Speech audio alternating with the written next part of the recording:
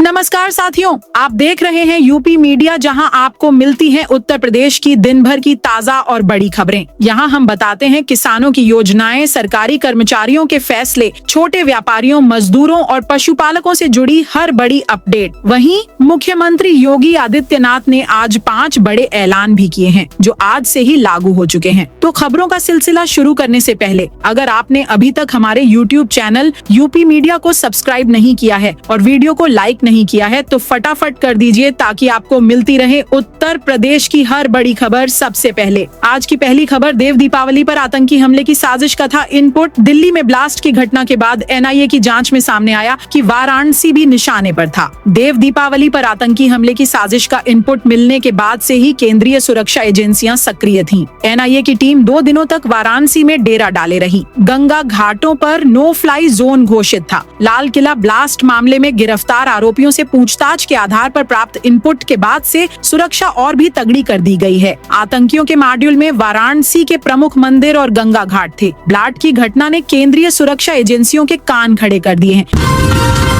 2 महीने पहले लखनऊ आई थी doctor Shaheen Siddiqui. Delhi bomb blast में संदिग्ध मानी जा रही डॉक्टर शाहीन सिद्दीकी के तार अब नए सिरे से लखनऊ से जुड़ रहे हैं। उच्च पदस्थ सूत्रों के मुताबिक डॉक्टर शाहीन सिद्दीकी 2 माह पूर्व राजधानी आई थी। हालांकि वह कहां ठहरी थी और किन लोगों से संपर्क किया था, इस बारे में पता लगाया जा रहा है। उसके राजधानी आने की जानकारी जम्मू कश्मीर पुलिस को भी दी गई है। यह जानकारी मिलने के बाद डॉक्टर शाहीन और डॉक्टर परवेज के पड़ोसियों से नए सिरे से पूछताछ की जा रही है। एक ही फार्मूले से तय होगा हर जिले का सर्किल रेट। सर्किल रेट तय करने की नई व्यवस्था लागू होने से निबंधन विभाग के कामकाज में पारदर्शिता आएगी। संपत्तियों की खरीद फरोख्त में आसानी होगी। स्टाम्प संबंधी वाद भी कम होंगे। श्रेणियों की संख्या घटने से भी संपत्तियों की खरीद, बिक्री और भू उपयोग में परिवर्तन कराना पहले से आसान होगा। बरेली के उप निबंधक प्रथम रवि प्रकाश वर्मा ने बताया कि अभी कोई गाइडलाइन तो नहीं आई है, लेकिन नई व्यवस्था के तहत सभी जिलों में समान दरें होने से कामकाज में सहूलियत होगी। विकासशील एवं विकसित गांवों की जमीनों के सर्किल रेट अलग अलग हैं।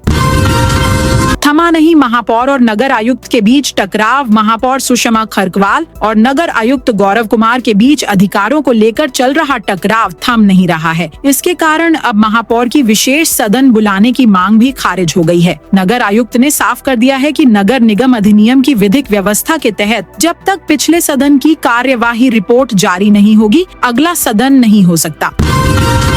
पाम ऑयल से तैयार किया जा रहा पनीर डेयरी पर पड़ा छापा। आगरा में खाद्य विभाग की टीम ने मंगलवार देर रात 2 डेयरियों पर छापा मारकर 5 क्विंटल नकली पनीर पकड़ा है। इसे पाम ऑयल और केमिकल से बनाया जा रहा था। इसे नष्ट कराते हुए जांच के लिए 2 नमूने लिए हैं। वहीं कान्हा डेयरी के लाइसेंस निलंबित करने की संस्तुति की गई है। इससे पहले सोमवार को खेरागढ़ में ही बजरंग चिलर प्लांट से 5300 लीटर नकली दूध पकड़ा गया था।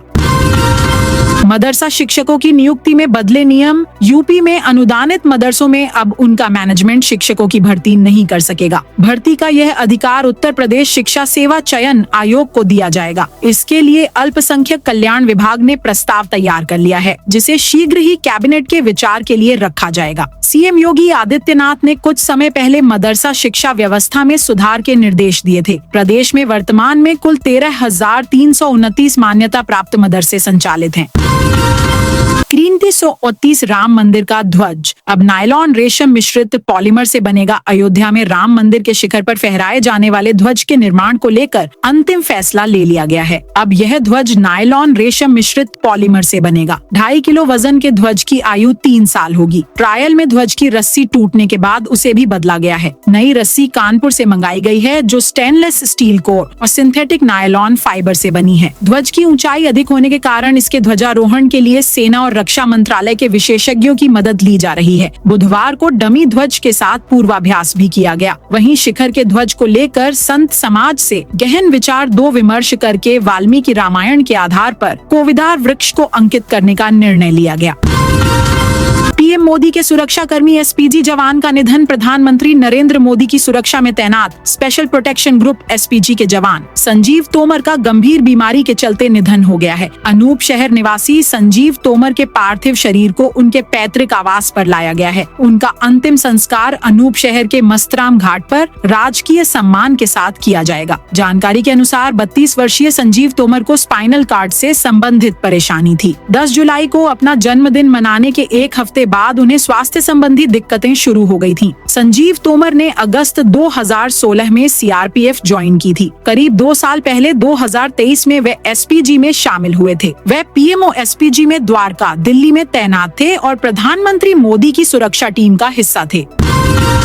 बरेली बवाल के मास्टरमाइंड तौकीर रजा को मिली जमानत। बरेली में हुए बवाल के मुख्य आरोपी मौलाना तौकीर रजा को कोर्ट ने जमानत दे दी है। हालांकि इससे बावजूद तौकीर रजा का जेल से बाहर आना फिलहाल संभव नहीं है। उन पर दर्ज कई अन्य मामलों में सुनवाई और गिरफ्तारियां जारी हैं। अभी वे फतेहगढ़ जेल में ही बंद हैं। बरेली बवाल के बाद 5 थानों में कुल 10 मुकदमे दर्ज किए गए थे। शुरुआती जांच में इनमें से 7 मामलों में तौकीर रजा को नामजद किया गया था। बाद में शेष 3 मामलों में भी उनकी भूमिका पाए जाने पर उनका नाम बढ़ा दिया गया। अब तक 10 में से 4 मामलों में सुनवाई हो चुकी है। गोंडा में बजाज मिल पर किसानों का 109 करोड़ बकाया। गोंडा जिले में बजाज हिंदुस्तान शुगर लिमिटेड की कुंदुर की इकाई पर गन्ना किसानों का 109 करोड़ रुपए बकाया है। नए पेराई सत्र की प्रक्रिया शुरू होने के बावजूद यह भुगतान अभी तक नहीं किया गया है, जिससे किसानों को भारी दिक्कतों का सामना करना पड़ रहा है। किसान लगातार अपने बकाया भुगतान की मांग कर रहे हैं। बीते जून में जिलाधिकारी के आदेश पर चीनी मिल के कई अधिकारियों के खिलाफ मुकदमा भी दर्ज किया गया था, लेकिन इसके बावजूद पूरा गन्ना भुगतान नहीं हो सका है। दीप्ति शर्मा को 1.5 करोड़ देगी यूपी सरकार। देश को विश्व विजेता बनाने वाली महिला क्रिकेट टीम पर पैसे की बारिश हो रही है। अलग अलग राज्य अपने अपने खिलाड़ियों को इनाम बांट रहे। यूपी सरकार ने भी भारतीय महिला क्रिकेट टीम का हिस्सा रही दीप्ति शर्मा को 1.5 करोड़ रुपए बतौर पुरस्कार देने की घोषणा की है। मूल रूप से आगरा की रहने वाली दीप्ति को एशियन गेम्स में अच्छा प्रदर्शन करने के लिए पहले भी 3 करोड़ रुपए बतौर पुरस्कार मिल चुके हैं। इसके अलावा उन्हें डिप्टी एसपी के पद पर नियुक्ति भी दी जा चुकी है। प्रयागराज जंक्शन से 8000 से ज्यादा टिकट रद्द। प्रयागराज से दिल्ली जाने वाली ट्रेनों में बीते 2 दिनों में 30,000 से ज्यादा आरक्षित टिकट रद्द हुए हैं। सिर्फ प्रयागराज जंक्शन से ही 8000 से अधिक टिकटों का कैंसिलेशन दर्ज किया गया है। दिल्ली में हुए कार धमाकों के बाद सबसे ज्यादा प्रभाव प्रयागराज से दिल्ली जाने वाली ट्रेनों पर पड़ा है। डॉक्टर परवेज पर जम्मू कश्मीर पुलिस को शक मुजम्मिल और शाहीन के संपर्क में था। दिल्ली में आतंकी हमले और फरीदाबाद के डॉक्टरों के आतंकी मॉड्यूल की कड़ियों को जोड़ रही जम्मू कश्मीर पुलिस द्वारा हिरासत में लिए गए राजधानी निवासी डॉक्टर परवेज अंसारी पर शक गहराता जा रहा है। जम्मू कश्मीर पुलिस उसे फरीदाबाद ले गई है, जहां तमाम एजेंसियां उससे पूछताछ कर रही हैं। 107 लोगों का खुफिया एजेंसियों ने सत्यापन किया शुरू। फरीदाबाद में 2900 किलो विस्फोटक मिलने और दिल्ली में हुए धमाके की आरोपी डॉक्टर शाहीन सिद्दीकी का कानपुर कनेक्शन मिलने के बाद खुफिया एजेंसियों ने शहर में निगाहबानी तेज कर दी है। Police, crime branch, LIU, local intelligence ने 100 से अधिक लोगों की गतिविधियों पर नजर गड़ा दी है। बिजली विभाग में फर्जीवाड़ा। प्रदेश में 3000 से ज्यादा प्रीपेड मीटरों से हुई है छेड़छाड़। राज्य उपभोक्ता परिषद के अध्यक्ष अवधेश कुमार वर्मा ने आरोप लगाया है कि प्रदेश 3000 से ज्यादा प्रीपेड मीटरों से हुई है छेड़छाड़। राज्य उपभोक्ता परिषद के अध्यक्ष अवधेश कुमार वर्मा ने आरोप लगाया है कि प्रदेश में करीब 3050 से ज्यादा prepaid smart meter critical event के पाए गए हैं। इसका मतलब है कि इन मीटरों में किसी न किसी रूप में छेड़छाड़ की गई है, जो बिजली चोरी की ओर इशारा करती है। प्रदेश से खाड़ी देशों की यात्रा हुई आसान। एयर इंडिया की लखनऊ से संयुक्त अरब अमीरात UAE के लिए सीधी उड़ान सेवा शुरू होने वाली है। 8 दिसंबर से इसका संचालन शुरू होगा। यह उड़ान सप्ताह में 3 दिन होगी। इसको लेकर एयर इंडिया की ओर से सूचना भी जारी की गई है। यह उड़ान इस साल के शुरू में बंद कर दी गई थी, जिसे फिर शुरू किया गया है। वाराणसी तक विस्तार के बाद घाटे से उभरी मेरठ लखनऊ वंदे भारत। मेरठ लखनऊ वंदे भारत एक्सप्रेस को अयोध्या होते हुए वाराणसी तक विस्तार दिए जाने के बाद यह गाड़ी घाटे से उभर गई है। देहरादून लखनऊ वंदे भारत के मुकाबले अब मेरठ वाराणसी वंदे भारत में ज्यादा टिकट बुकिंग हो रही है। खास मौकों पर कंफर्म टिकट नहीं मिल रहा। आतंकी डॉक्टर शाहीन ने भाई का ब्रेन वॉश किया। दिल्ली ब्लास्ट में गिरफ्तार हुई डॉक्टर शाहीन शाहिद उर्फ डॉक्टर शाहीन सईद काफी शातिर है। उसने ही छोटे भाई डॉ परवेज अंसारी का ब्रेन वॉश किया। एटीएस के सूत्रों का कहना है कि अपने भाई को आतंक की राह पर शाहीन ने ही आगे बढ़ाया। हाई स्कूल से एमबीबीएस तक फर्स्ट डिविजनर रहा डॉक्टर परवेज अंसारी भी बहन शाहीन के बहकावे में आ गया। इसके बाद वह न केवल कट्टरपंथ की ओर बढ़ता गया बल्कि पाकिस्तानी आतंकी संगठनों के संपर्क में आकर आतंकी गतिविधियों को अंजाम देने के लिए तैयार हो गया। लखनऊ से यूएई के लिए फिर शुरू होगी सीधी उड़ान। खाड़ी देशों की यात्रा करने वाले यात्रियों के लिए एयर इंडिया ने लखनऊ से संयुक्त अरब अमीरात के लिए सीधी उड़ान सेवा फिर से शुरू करने की घोषणा की है। यह उड़ान 8 दिसंबर से शुरू होगी और सप्ताह में 3 दिन संचालित की जाएगी। इस उड़ान को इस साल की शुरुआत में बंद कर दिया गया था, लेकिन बढ़ती मांग और यात्रियों की सुविधा को देखते हुए अब इसे दोबारा शुरू किया जा रहा है। प्रदेश में और भी महंगा हुआ पार्क फेसिंग और कॉर्नर प्लाट लेना। प्रदेश में संपत्तियों के मूल्यांकन और सर्किल रेट निर्धारण को लेकर बड़ा बदलाव किया गया है। महानिरीक्षक निबंधन द्वारा जारी निर्देशों के मुताबिक अब संपत्तियों के मूल्यांकन में एक रूपता लाने के लिए मानकीकृत कलेक्टर दर सूची का प्रारूप तैयार किया गया है। प्रदेश के सभी जनपदों के लिए नई दर लागू हो गई है। इसके अनुसार किसी भी अकृषक संपत्ति वाणिज्यिक, औद्योगिक या आवासीय के सामने पार्क या एक से अधिक सड़कें होने की स्थिति में संपत्ति का मूल्य 10 से 20% तक अधिक माना जाएगा। यानी अब पार्क या 2 सड़कों से सटे प्लॉट का सर्किल रेट 20% तक ज्यादा होगा।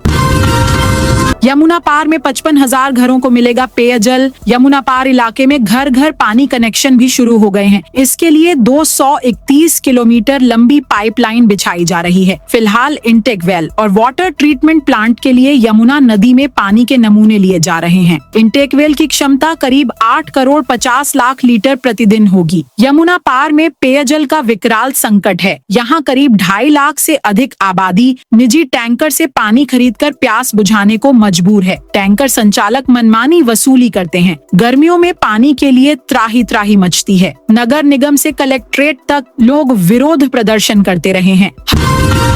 हरियाणा में धीरेन्द्र शास्त्री की पदयात्रा का अंतिम दिन। हरियाणा में बागेश्वर धाम के प्रमुख धीरेन्द्र कृष्ण शास्त्री की सनातन एकता पदयात्रा आज 13 नवंबर को छठा एवं आखिरी दिन है। यात्रा होडल अनाज मंडी से चल रही है। दोपहर बाद यात्रा बॉर्डर को क्रॉस कर यूपी में एंटर कर जाएगी। यात्रा 6 दिनों से हरियाणा में है। आज भी राज्य में करीब 8 किलोमीटर का सफर तय करेगी। बुधवार को धीरेन्द्र शास्त्री की यात्रा के दौरान अचानक तबीयत खराब हो गई थी। उन्हें 100 डिग्री बुखार था। वह सड़क पर ही लेट गए थे। डॉक्टरों ने उनका वहीं इलाज किया और उन्हें 2 दिन आराम करने की सलाह दी थी, लेकिन धीरेन्द्र शास्त्री ने अपनी यात्रा जारी रखी। प्राथमिक स्कूलों में शिक्षकों की अटेंडेंस के लिए बनी कमेटी आज करेगी बैठक। परिषदीय विद्यालयों के शिक्षकों की उपस्थिति सुनिश्चित करने के लिए शासन द्वारा गठित कमेटी की पहली बैठक आज 13 नवंबर को होगी। अपर मुख्य सचिव बेसिक व माध्यमिक की अध्यक्षता वाली 16 सदस्यीय कमेटी की पहली बैठक आज 13 नवंबर को होगी। समिति में विभागीय अधिकारियों के साथ शिक्षकों को भी शामिल किया गया है। अचलगंज नगर पंचायत में सफाई कर्मियों की हड़ताल। उन्नाव के अचलगंज नगर पंचायत में गुरुवार सुबह सफाई कर्मियों ने वेतन विसंगति के विरोध में हड़ताल शुरू कर दी। कर्मचारियों ने अधिशासी अधिकारी ईओ शालिनी त्रिपाठी के खिलाफ नारेबाजी करते हुए कामकाज ठप कर दिया। नगर पंचायत परिसर में एकजुट हुए कर्मचारियों ने यो मुर्दाबाद और हमारा हक हमें दो जैसे नारे लगाए। उन्होंने कार्यालय परिसर से लेकर अचलगंज तिराहे तक प्रदर्शन किया। तो दोस्तों, यह थी आज यूपी के सभी जिलों की खबरें। आप इस वीडियो को कौन से जिले से देख रहे हैं, उस जिले का नाम बताइए